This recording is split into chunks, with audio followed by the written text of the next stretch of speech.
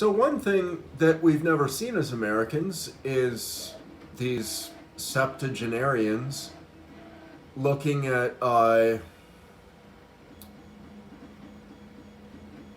themselves die before the presidency is transferred. And I'm interested in that because if Trump dies, then Pence gets to be president for a small amount of time and then the presidency is transferred to Biden. But if Biden dies, Harris gets the presidency? I guess that's how it has to happen. That's how you'd assume it happens. But nobody voted for Harris to be president, but we all voted for her to be vice president. I don't know. I think it's interesting to think about people dying. See, what's even more interesting, suppose Biden and Harris both die. Who then what do we do? What do we do? Is there like an emergency election? Does Trump stay?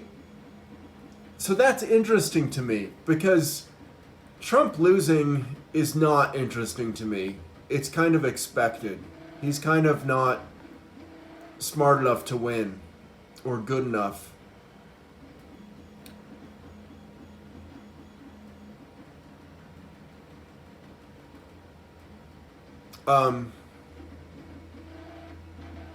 But chaos is fascinating.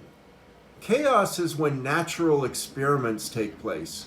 A natural experiment is when you don't design all of the aspects, so you can't control for variables.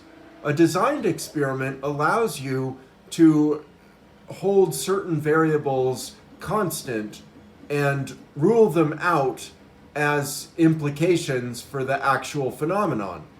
But a natural experiment is when something happens and then a whole lot of stuff responds to it, and you get to look at the response and judge that in a scientific way. And so that's what Biden Harris dying is to me, a natural experiment that would be so fascinating.